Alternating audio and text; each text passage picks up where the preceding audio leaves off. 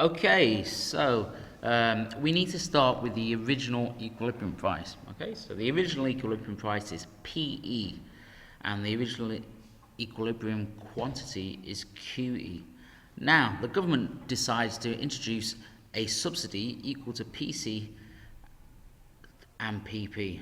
Okay, as you can see, that's this area here, and then as you can see, this is a subsidy diagram, so I'm going to explain how I would like you to explain it at diagrams like this moving forward using all of these labels, okay, because these make it more easier to explain it.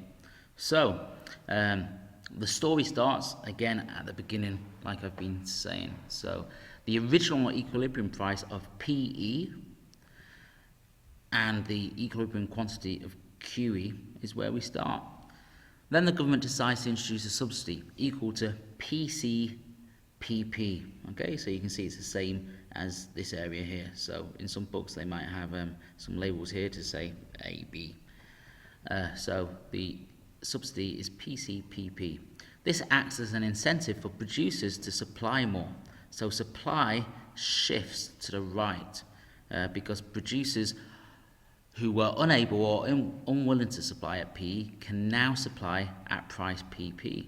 Okay, so when the price was here, all these suppliers were not interested in supplying there. Okay, so but now with the price at PP, there's more people willing to supply. This is good for consumers as they now pay a lower price at PC.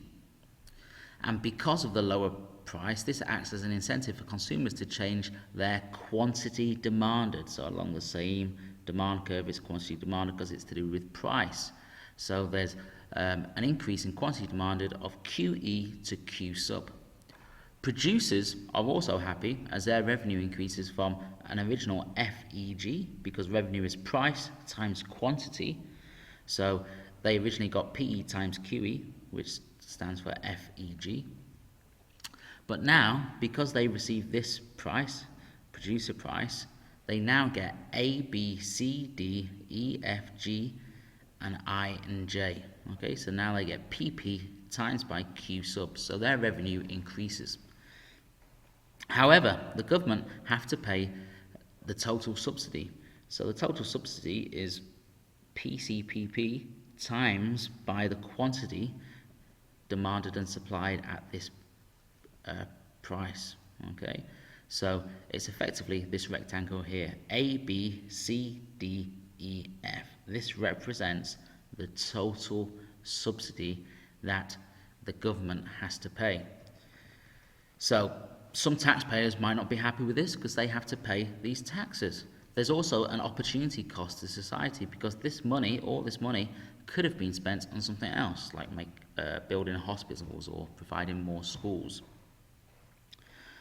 Also, for this triangle C, okay, the triangle C represents a deadweight loss to society, so it's inefficient because no one benefits from this money that's being spent, C, because the consumers do not get it and the producers do not get it, so it doesn't form part of consumer or producer surplus, so there's no welfare to society of producing this. Okay, so I'll just go back there.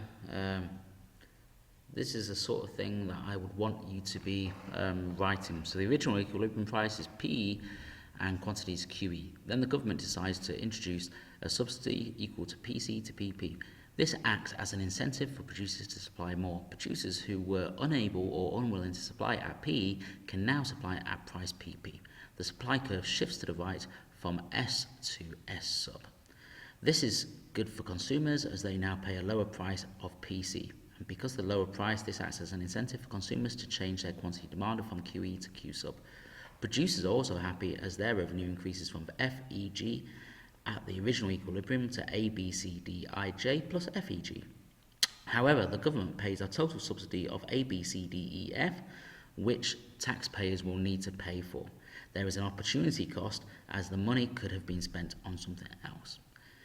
Also, triangle C represents a deadweight loss and inefficiency to society as this does not produce any welfare for society. So consumers or producers do not benefit from that triangle C. Okay, right, so that's how I would want you to describe any sort of diagram using labels, so you can actually explain what's going on and refer to the diagram. That way you're going to get full marks for especially paper 2 questions, where it's asking you to draw a diagram. Okay, bye bye.